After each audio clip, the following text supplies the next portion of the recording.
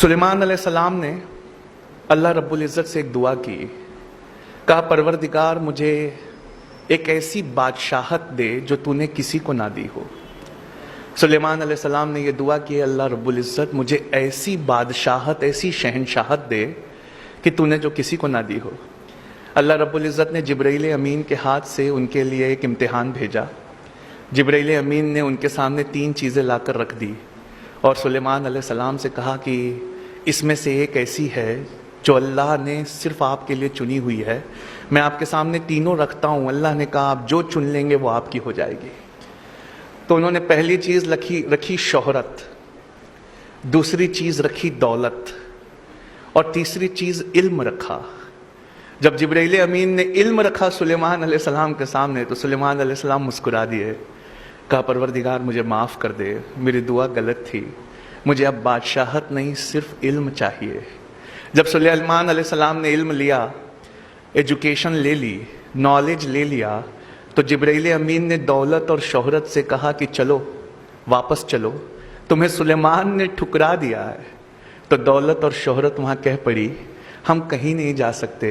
हमारे रब ने जब हमें बनाया था तो ये हुक्म दिया था कि ए दौलत, ए शोहरत, जहां जहां इल्म या एजुकेशन जाए उसके पीछे पीछे चली जाना। सुलेमान ने इल्म या एजुकेशन मांग कर हमें मांग लिया है। यह इंटरनेशनल मॉनेटरी फंड की रिपोर्ट है मेरे सामने, वो कहती है 70% of Muslims in South Asia, South Asia मतलब Pakistan, India, Bangladesh, 70% of the Muslims in South Asia, they earn less than $2 a day. उनकी रोज़ाना की आमदनी $2 से कम है। आप सोचिए, एक पढ़ाई छोड़ देने से हमने क्या क्या छोड़ दिया। एक पढ़ना छोड़ देने से हम कहाँ से कहाँ चले गए। 2016 के दिसंबर में नोबेल प्राइज़ दिया गया, पिछले साल का, इस साल का होने वाला है। 2016 के दिसंबर में जब नोबेल प्राइज़ दिया गया तो एक जापानी बायोलॉजिस्ट थे, उनका नाम है योवोशुरा ओशिमी। इनको नोबेल प्राइज़ फॉर मेडिसिन दिया गया, नोबेल प्राइज़ फॉर मेडिसिन। योवोशुरा ओशिमी की से पूछा गया कि आपने ऐसी क्या चीज़ बनाई है कि दुनिया का सबसे बड़ा इनाम नोबेल प्राइज़ आपको दिया जा रहा है। तो उन्होंने कहा कि मैंने कैंसर की संभवता, कैंसर की पॉसिबल दवा खोज ली है। तो दुनिया ने बड़ा जोर से उनका स्वागत किया, कहा आपने कैंसर की दवा खोज ली? कहा नहीं, दवा नहीं, लेकिन एक क्योर, एक प्रिकॉशन मैंने खोज लिया है। तो दुनिया ने पूछा बताइए ऐसा क्या किया जाए जिससे कैंसर नहीं होता। तो उन्होंने कहा कि जब हम भूखा रहते हैं और हमारी बॉडी के न्यूट्रिएंट्स खत्म होने लगते हैं, जब हम भूखा रहते हैं तो हमारे जिस्म के सड़े गले हिस्से को हमारी बॉडी खाने लगती है। जिस्म के सड़े गले हिस्से को हमारी बॉडी खाने लगती है। इसे ऑटोफैगी कहते हैं। अगर आप चाहते हैं कि आपके जिस्म के अंदर के गलीच हिस्सों को, सड़े गले हिस्सों को आपका जिस्म खा ले तो आपको भूखा रहना चाहिए। ये खोज मैंने की है। जब बॉडी ऐसे हिस्सों को खाने लगेगी तब कैंसर का क्वांटम या परसेंटेज कम हो जाता है। कहा डॉक्टर योवोशुरा ओशिमी, एक इंसान को साल भर में कितने दिन भूखा रहना चाहिए कि उसमें कैंसर ना पाया जाए? तो उन्होंने कहा 20-25 दिन, तकरीबन 9 से 10 घंटे भूखा रह जाए अगर, तो उसकी बॉडी उसके हिस्सों को खा लेगी, उसे कैंसर नहीं होगा। या रसूल अल्लाह सल्लल्लाहु अलैहि वसल्लम, आज समझ में आया आपने मोमिन पर रोजे फर्ज क्यों किए। आज समझ में आया।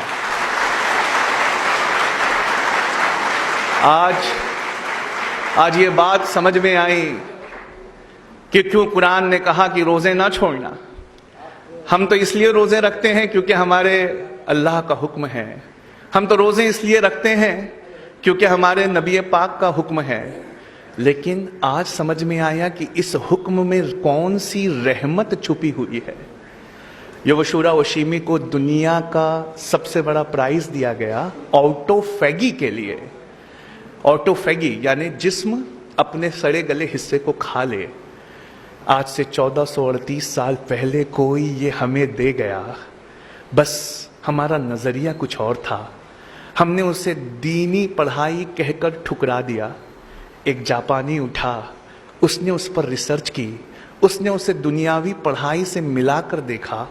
आज दुनिया ने उसे दुनिया का सबसे बड़ा प्राइज, नोबेल प्राइज दे दिया। ऐ बच्चों, तुम क्यों नहीं पढ़ते?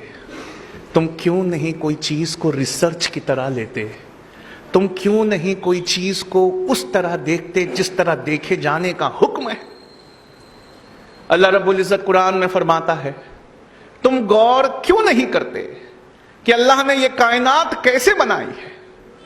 हम में से कितने हैं जिसने ये गौर किया? मेरा ज्योग्राफी का क्लास होता है दिल्ली में, वहाँ मैं रॉजर बेकन को हमेशा कोट करता हूँ। सर रॉजर बेकन ये एक बहुत बड़े साइंटिस्ट थे, 12th सेंचुरी के, यूरोप के फादर ऑफ साइंस कहा जाता है इन्हें। इन्होंने साइंटिफिक रिवॉल्यूशन लाया था यूरोप में। अब मैं इनका एक बहुत प्यारी चीज आपको सुनाता हूँ। सर रॉजर बेकन कहते हैं, बेशक थोड़ा साइंस और थोड़ी फिलॉसफी हमें अल्लाह से दूर ले जाती है। थोड़ा साइंस और थोड़ी फिलॉसफी हमें ईश्वर या गॉड से वो दूर ले जाती है, पर बहुत सारा साइंस और बहुत सारी फिलॉसफी हमें खुदा के बेहद करीब ले आती है। अगर मैं आपसे पूछूं कि क्या अल्लाह है, तो आप में से अक्सर और बेशतर लोग कहेंगे हाँ है।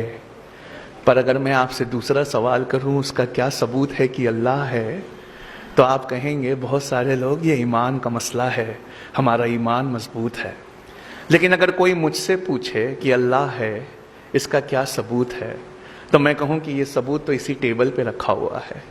कहा कैसे? 7th स्टैंडर्ड में टीचरों ने पढ़ाया था साइंस की क्लास में, 7th ग्रेड में, ऑक्सीजन सपोर्ट्स बर्निंग। ऑक्सीजन जलाने में मदद करता है। आपने वो एक्सपेरिमेंट किया है ना, कैंडल वाला? एक कैंडल को रखिए, आग लगाइए, उसके ऊपर कुछ ढक दीजिए, जब ऑक्सीजन खत्म होगा तो कैंडल भी बुझ जाएगी। तो ऑक्सीजन सपोर्ट्स बर्निंग।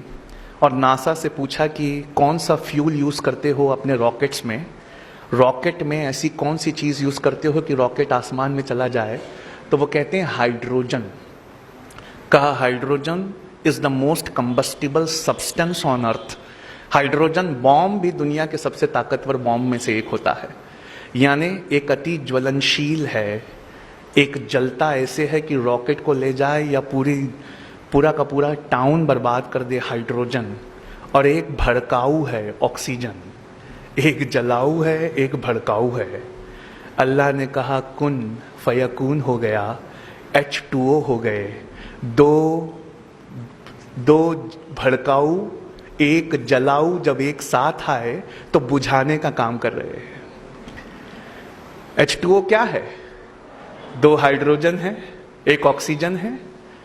क्या हमने कभी अपने पानी को इस नजरिए से देखा है? क्या हमने उसमें कभी अपने रब की रबूबियत को तलाश किया है? एक इतना ज्वलनशील है कि रॉकेट्स को आसमान में ले जाता है, और एक ऐसा है जो जलने में सपोर्ट करता है। अल्लाह ने कहा कुन, एक हो जाओ, फयकून, एक हो गए, बुझाने का काम कर रहे हैं। मतलब प्रॉब्लम हमारे नजरिए में है। हमने दीन और दुनिया को बांट दिया, सोचा कि दीन की पढ़ाई कुछ और है, दुनिया की पढ़ाई कुछ और है। दरअसल ऐसा नहीं है। इस्लाम में सब्जेक्ट के हिसाब से दीन और दुनिया की पढ़ाई नहीं को तकसीम नहीं किया जा सकता। इस्लाम में सब्जेक्ट के हिसाब से एजुकेशन को सेग्रीगेट नहीं किया जाता। इस्लाम में नियत के हिसाब से पढ़ाई को सेग्रीगेट किया जाता है। एक एग्जाम्पल देना चाहूँगा। मान लीजिए हम में से कोई आलिमत का कोर्स कर रहा है, वो कुरान और हदीस पढ़ रहा है, लेकिन उसकी नीयत ये है कि मैं बड़ा होकर कुरान और हदीस सुनाकर पैसे कमाऊंगा। तो बताइए अब वो दीनी पढ़ाई हुई कि दुनियावी पढ़ाई हुई? दुनियावी हुई। और कोई MBBS कर रहा है, कोई लॉ कर रहा है, कोई इंजीनियरिंग कर रहा है, इस नीयत से कर रहा है कि मैं एक जरूरतमंद की मदद करूंगा। तो क्या ये दीनी पढ़ाई हुई कि दुनियावी पढ़ाई हुई? ये दीनी पढ़ाई हुई। मतलब साफ है बच्चों, जो आप पढ़ रहे हो उसमें एक अच्छी सी नीयत जोड़ लीजिए। मेरी पढ़ाई, मेरी रिसर्च, ए अल्लाह, दुनिया के दबे हुए कुचले हुए लोगों के लिए है। मैं उनको एम्पावर करूंगा। डॉक्टर नॉर्मन बोरलॉग ने जब पहली बार ड्वार्फ वेराइटी ऑफ वीट की खोज की थी ग्रीन रिवॉल्यूशन में, डॉक्टर नॉर्मन बोरलॉग ने जब पहली बार गेहूं खोजा था जो दुनिया की भूख मिटा सकता था, तो दुनिया ने डॉक्टर नॉर्मन बोरलॉग से यह कहा था, फादर ऑफ ग्रीन रिवॉल्यूशन से, कि आप जितना सोना मांगे हम उतना सोना देने के लिए तैयार है, जितनी दौलत मांगे हम उतनी दौलत देने के लिए तैयार है, बताइए आप क्या चाहते हैं। उन्होंने कहा, मैं कुछ नहीं चाहता, मैं चाहता हूं कि ये गेहूं, ये ग्रीन रिवॉल्यूशन का गेहूं गरीबों में मुफ्त में तकसीम कर दिया जाए। मैं अपनी टेक्नोलॉजी के लिए कुछ भी चार्ज नहीं करूंगा, बस मैं भूखों की भूख मिटाना चाहता हूं। क्या आजम कैंपस में आज कहीं किसी बेंच पर एक डॉक्टर नॉर्मन बोरलॉग बैठा है क्या? क्या आप में से किसी एक के दिल में ऐसी नीयत है क्या कि मैं अगर दुनिया में कुछ बहुत अच्छा पाया तो मैं वो इस दुनिया के लिए छोड़ जाऊंगा? आपकी नीयतें हैं जो अल्लाह के सामने आपके हिसाब में मदद करेंगी। बुखारी की पहली हदीस अल अमालु बिन्निया है, अमल का सारा दारोमदार नीयत पर है।